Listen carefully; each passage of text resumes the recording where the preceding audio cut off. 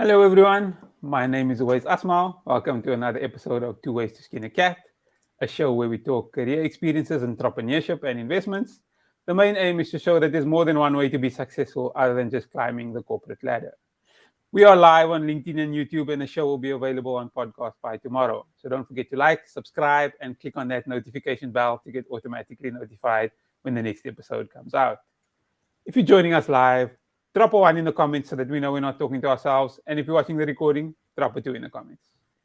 My guest for this week is Kathrada, a chartered accountant at a Big Four audit firm who completed his academic articles at Wits University. He also completed his master's in commerce and he went on secondment to the Czech Republic. So he's done a lot in a short space of time. Anis, thanks so much for joining me today. Thanks, Wes, for having me. Let's jump straight in. Tell us your story. Where do you come from? And even outside of work, who is Anis Kathrada? Give us that backstory. So I'm originally from Joburg. For those who know the Mayfair, Fordsburg area.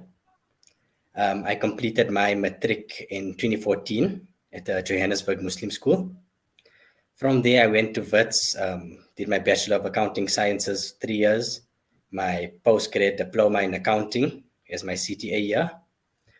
I then did 1 year academic articles at Wits, focusing in the management, accounting, and finance field. I then had 2 years audit experience at KPMG, finishing my articles there. I then had a 3-month secondment. If it was virtual due to COVID, but it was for KPMG in the Czech Republic, but it was a virtual secondment. Last year, after the secondment, I joined our KPMG Digital Consulting Division. And I've been there now. Yeah, I just passed my 1 year anniversary now in the Digital Consulting Division. Okay. And outside of work? Outside of work, I'm a big sports fanatic. Soccer in Liverpool is my team. I also enjoy just spending time with my family, friends. And just spending time with my animals. I got a lot of cats, dogs. Yeah, and that's me. Okay. Maybe talk to us a little bit about that experience of being an academic trainee at Wits specifically. What was your experience like? So for myself personally, I enjoyed it a lot. Coming from CTA, it's a very difficult year. And then when you get to academic articles, you're going on the other side of the, the other side of the line, so to say. More student, you're on that lecturer side. And I think the role of the academic trainee, I've seen it more as like a middleman between, the student and the lecturer. Because we come out just from CTA, we can understand more what the students are going through. I find sometimes maybe it's difficult for lecturers to understand the pressures that the students are feeling at that time. Whereas us coming out from CTA, we understand, the pressures that they're going through. And then some of the work that we did that year was you mark exams and assignments. You have weekly tutorials that you have to teach. Marking of exams. Consulting with students on a daily basis. And also just assisting with any small admin work in it where required. Okay. And you touched on, I think, management, accounting, and finance. Is that the only subject that you lecture in, or did you get the opportunity to lecture in various subjects? No. So during the academic articles here, you just restricted to one subject. But however, there was people that I know in their 3rd year and 4th year, they tutored in other topics or subjects. And then in the academic articles here, it was a different subject. Apologies a little bit for the background noise. Sometimes we can't control the sound in the background. You said management, accounting, and finance. Is that something you get to choose? Do they allocate it to you? Is it a bit of a negotiation? How does that work? There is an element that you do have a choice in it. However, it depends. If there's 20 academic article trainees and all 20 are jumping there have to be some compromises somewhere. But however, I think with myself, because I tutored in 3rd year and 4th year in that subject, I was more leaning towards it. And I think the lecturers knew me also at that time and wanted me to join that subject. Okay. And I mean, you mentioned your current role, which it's kind of like digital consulting, which I didn't completely understand. So the one thing that I want to ask you, maybe explain to us your current role and how does your academic trainee experience help with that? Sure. So I'm currently in the advisory division. So we do a lot of advisory work. On my current project, which I've been on for the last year, I do a bit of auditing work, budget revisions, procurement reviews. So I do a bit of everything. But within our division itself, our main focus is business transformation projects. And also we're starting to get into like ESG reporting work, sort of technical accounting reporting work also, or advisory work. And I think for myself, because I have a master's in commerce and I have a inclination towards, more technical work. The technical advisory work is something which I'm looking forward to joining into. And also within No, carry on. Within our digital consulting division, we're not only CAs, so we are a mixture of IT, industrial psychologists, engineers. So we don't only work with CAs. I know in certain projects there's a mixture where we need different skills in it to work together to accomplish the goals that we set out. And you mentioned business transformation projects, which sound quite interesting. But can you give us an example of what that practically means? Like, how does a business transform, or how do you transform the business?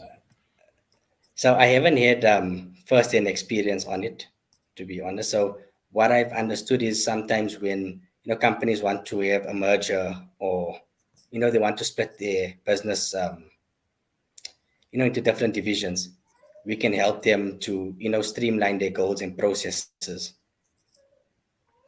and that's what we do. Okay, that makes a lot of sense. And just jumping a little bit back to your coming out of academic articles, that second year of articles, which is your first year at the new audit firm, how did you find that year? Because some people or some colleagues might think there's an expectation that you can run clients in your second year. And how did you handle that situation? So to be honest, it's a big adjustment. So usually when the first year would join, in articles, they would usually write ITC end of January, have 2 weeks of induction and training, and only join or doing client work from middle of Feb. Whereas us, we would join and we would start doing client work from maybe like the second week of January. So you're already deep into, the busy season, so to say. So it is a big adjustment because you're expected to, so from my personal experience, you're not expected to know second year work, but there is an expectation that you need to, adjust quickly and learn as much as you can on what the first year would have known and take on the roles of a second year as soon as possible. Okay.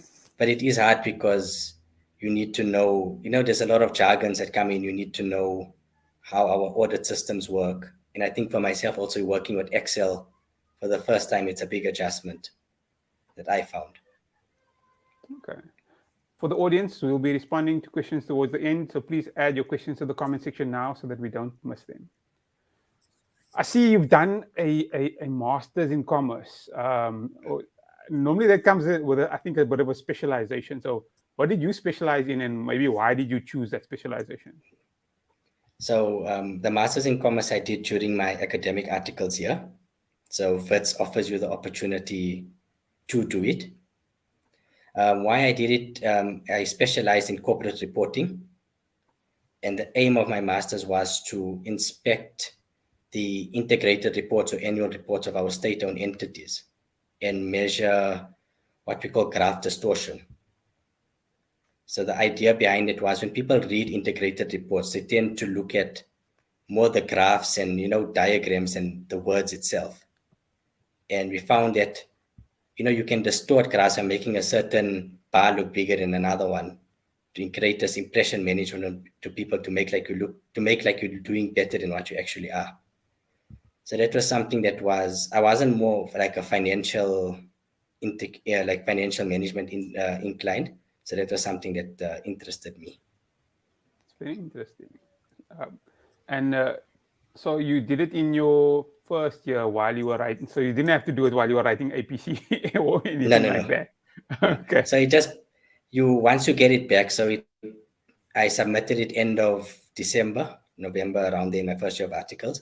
You only receive it back after review after like 3 or 4 months after examining. And then I was required to do a bit of edits that the marker wanted. So that's the only thing I really needed to do in my second year of articles. Okay.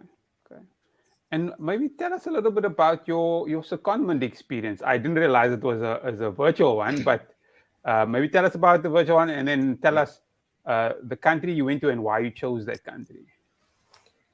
So let me step back. So what happened was I failed my APC the first time. So for me, it threw a spanner in the works because, for me, I always was the type of person who will pass first time. So I had my goals set out. And what I found was when you didn't pass APC, there's a lot of doors that weren't open at the time. So you can't necessarily go into other divisions if you don't have an APC. So during my second year or third year, I did my APC again. And then my thinking was, let me do a secondment, stay within KPMG. And when the results come out, I can, reevaluate what offers I do have and then make a decision based on that. But the idea was that, so it was a late secondment that I chose. So Czech Republic wasn't really like one of our major destinations, like, guys go to US, UK, Canada. So it was only myself that went to Czech Republic or was supposed to go. What happened was it was during COVID. So there was a spike in a wave around November, December that year. And it was just decided that it's not viable for me to go because even if I am going to go, I'm going to be sitting in the room and working, which wasn't really worthwhile. But having said that, I wouldn't recommend doing a virtual secondment. I don't even know if that's still a thing, but what I found was you don't really get the exposure that you would have if you there at the client.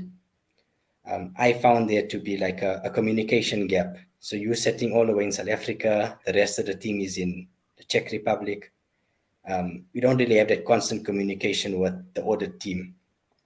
And so for myself, I was just given working papers to do. You can't communicate with the client. You need to only have like one point of contact. So for my personal experience, I wouldn't recommend it and I didn't enjoy it. Okay, I must actually find out whether virtual secondments are still a thing, but that's something we could maybe find out at a later stage. I don't see any questions coming through, so they must be answering all the questions well. Maybe this is one question I like to ask all my guests. What is one piece of advice you would give your younger self?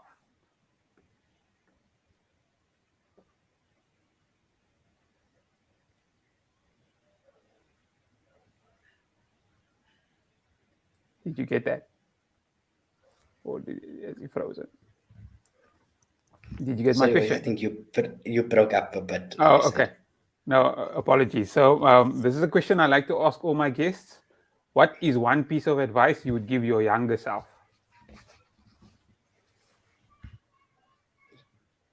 Maybe I should go first. Okay, go for it. Yeah. Unless there is anyone else in the comments. No, so don't worry about the questions. I think you've answered all the questions. So maybe just a question from my side is, what is one piece of advice you would give your younger self? So for myself, I would say, don't be afraid to take risks. I think for myself, when I look at myself in 2015, when I just started university, I was a very introverted person. And I think because of that, the decisions I took to be a tutor in the first place, to take a role as an academic trainee, I think if I hadn't taken those decisions, I wouldn't be sitting here doing, this interview with you today. that person in 2015 to now is a completely different person because of the decisions I took. That's good advice. That's good advice. And anything from your side, anything we didn't discuss that you'd like the audience to know? I think for anyone who wants to do academic, spend a year as an academic trainee, you should really consider it. So for myself, the way I always thought about it was you only have one opportunity to be an academic trainee.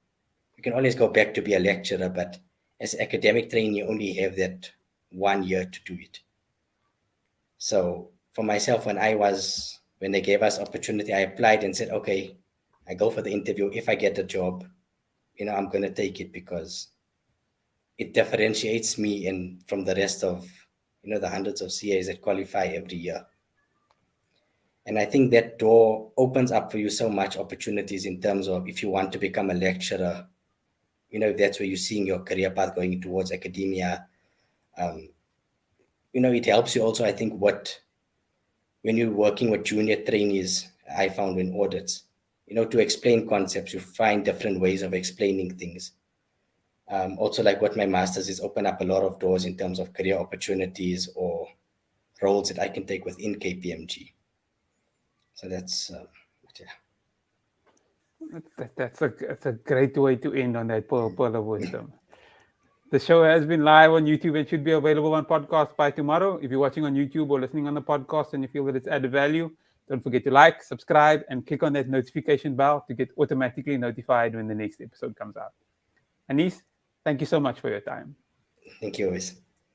Thanks, everyone, for joining us for another episode of Two Ways to Skin a Cat. Goodbye.